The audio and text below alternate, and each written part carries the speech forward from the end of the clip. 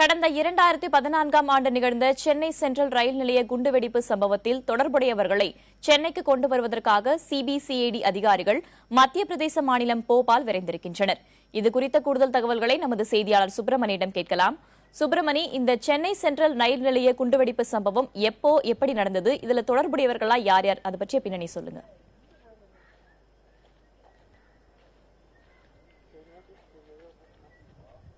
கடந்த 2014ஆம் ஆண்டு சென்னை சென்ட்ரல் ரயில் நிலையத்தில் இரட்டை குண்டுவெடிப்பு சம்பவம் நிகழ்ந்தது. இந்த சம்பவம் குறித்து சிபிசிஐடி சிறப்பு புலனாய்வு குழுவினர் விசாரணை நடத்தி வருகிறார்கள். இந்த நிலையில் இந்த குண்டுவெடிப்பு தொடர்பாக சிமி தீவிரவாதிகளுக்கு தொடர்பு இருப்பது விசாரணையில் அம்பலமானது. அதன் தொடர்ச்சியாக 3 தீவிரவாதிகளை சென்னை அழைத்து வருவதற்காக சிபிசிஐடி சிறப்பு புலனாய்வு குழுவினர் ஒரு டிஎஸ்பி தலைமையிலான குழுவினர் போபால் விரைந்திருக்கிறார்கள். தற்போது அங்கு முகாமிட்டிருக்கிறார்கள். நாளை அவர்கள் அங்குள்ள நீதிமன்றத்தில் அதற்கான மனுவை தாக்கல் செய்து 3 தீவிரவாதிகளும் சென்னை அழைத்து வருவதற்கான சட்ட ரீதியான நடவடிக்கையில் அவர்கள் இறங்க இருக்கிறார்கள். இன்னும் 2 நாட்களுக்குள் அவர்கள் சென்னை அழைத்து வர இருக்கிறார்கள். அவர்களுக்கு கூடுதலான பாதுகாப்பு வழங்குவதற்காகவும் ஆலோசிக்கப்பட்டிருக்கிறது. 3 அடுக்கு போலீஸ் பாதுகாப்பு போடுவதற்கான நடவடிக்கையும் எடுக்கப்பட இருப்பதாக காவல்துறை தரப்பில் தெரிவிக்கப்பட்டிருக்கிறது.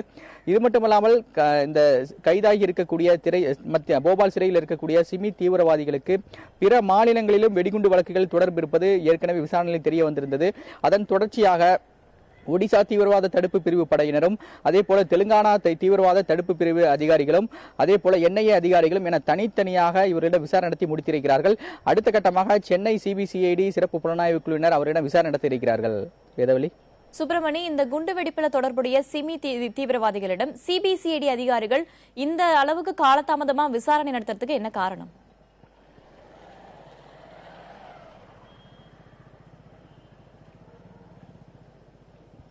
பிடிபட்டுள்ள இந்த சிமி தீவிரவாதிகளுக்கு பல மாநிலங்களில் வெடிகுண்டு வழக்குகளில் தொடர்பு இருக்கிறது விசாரணையில் தெரிய வந்திருக்கிறது.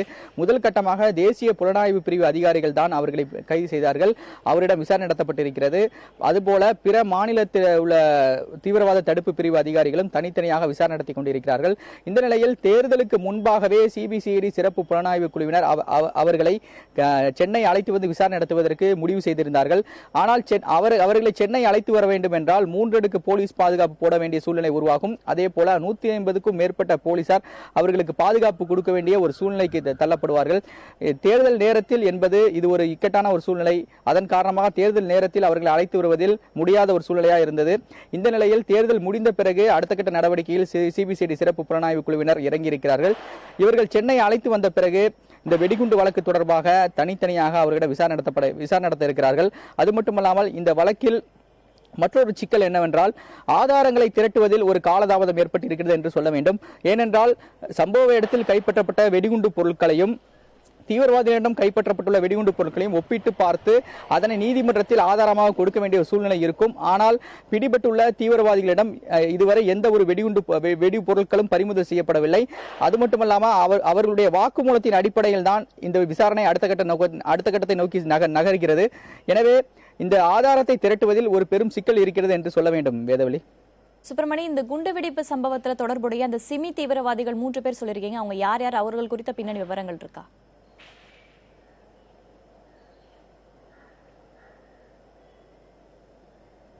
இது தொடர்பாக சிபிசிஐடி சிறப்பு புலனாய்வு குழுவிடம் நாம் கேட்டபோது அவர்களுடைய பெயர் விவரத்தை இதுவரை தெரிவிக்க வேண்டாம்.